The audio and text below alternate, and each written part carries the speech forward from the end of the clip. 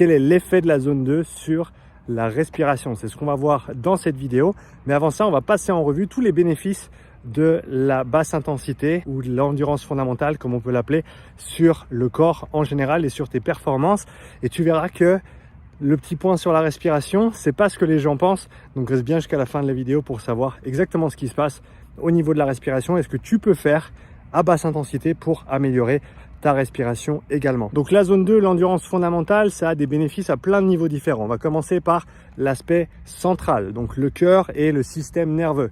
Au niveau du cœur, on va avoir ce qu'on appelle une hypertrophie du ventricule gauche, c'est-à-dire que, pour faire simple, ton cœur devient plus grand. Un cœur qui est plus grand, ça veut dire que c'est un cœur qui peut battre à plus faible fréquence et quand même pousser beaucoup de sang.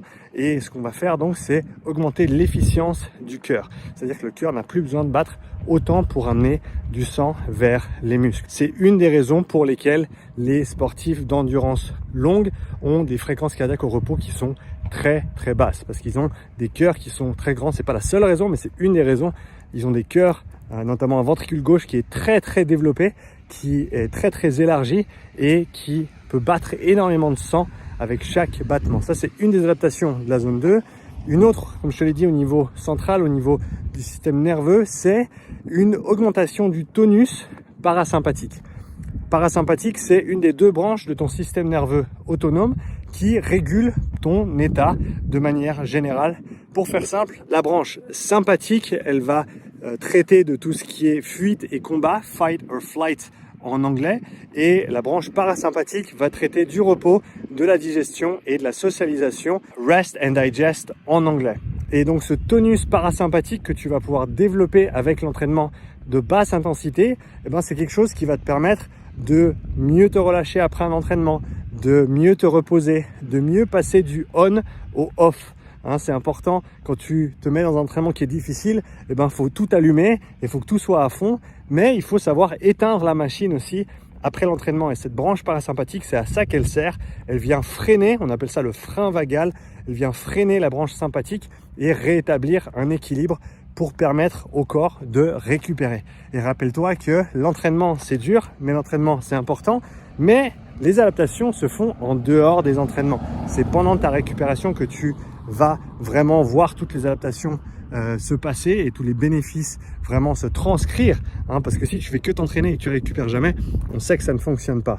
Ça, c'est au niveau central. Ensuite, on a au niveau vasculaire une amélioration avec cette zone 2, cette endurance fondamentale ou ces entraînements de basse intensité de manière générale. On a une meilleure vasodilatation, c'est-à-dire qu'on va pouvoir ouvrir les tuyaux, agrandir les tuyaux, les artères, les artérioles et tout ce qui amène le sang vers les muscles. Et ça veut dire quoi? C'est-à-dire qu'on peut amener plus d'oxygène. Donc on va avoir un meilleur débit à ce niveau-là. Et on a aussi une amélioration au niveau de la densité capillaire. Les capillaires, c'est ce qui fait l'interface entre ton sang et ton muscle, pour faire simple, ou tous tes tissus en fait. Et donc c'est là où tu transfères l'oxygène depuis le taxi, comme j'aime bien appeler les molécules d'hémoglobine, vers le muscle, là où ce sera utilisé. Et plus tu as de capillaires, et plus tu peux faire passer d'oxygène depuis le sang vers tes muscles. Ça, c'est une autre adaptation qui est super intéressante.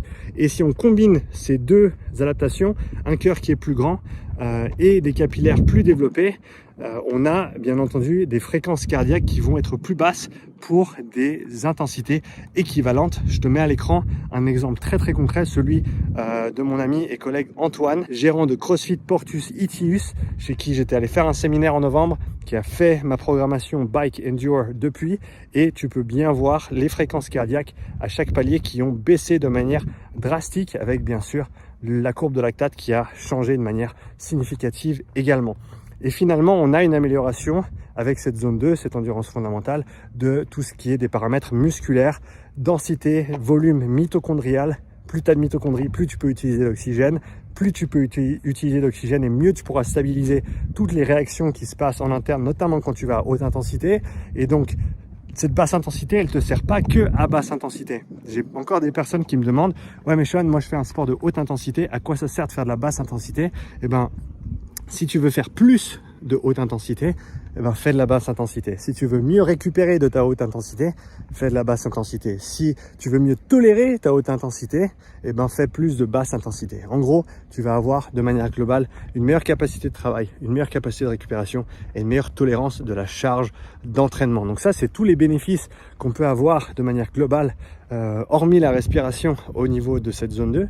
Maintenant, qu'est-ce qui se passe au niveau de la respiration? Et c'est là où c'est assez intéressant parce que il s'avère que la basse intensité, c'est là où la respiration est le moins sollicitée.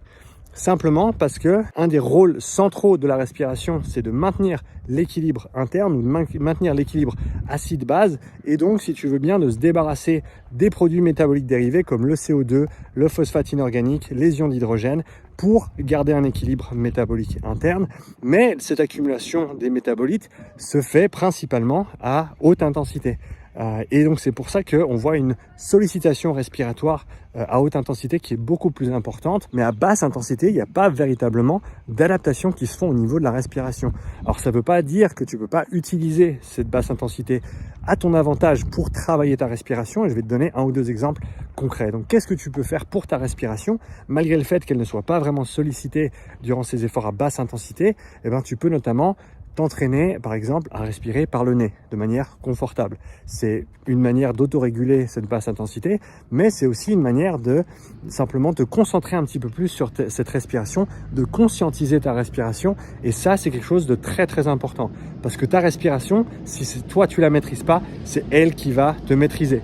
Une citation que j'aime bien de mon collègue Brian Kozak. Et en plus du fait de conscientiser cette respiration à basse intensité, tu peux également t'entraîner à respirer moins et t'entraîner à respirer moins vite à basse intensité.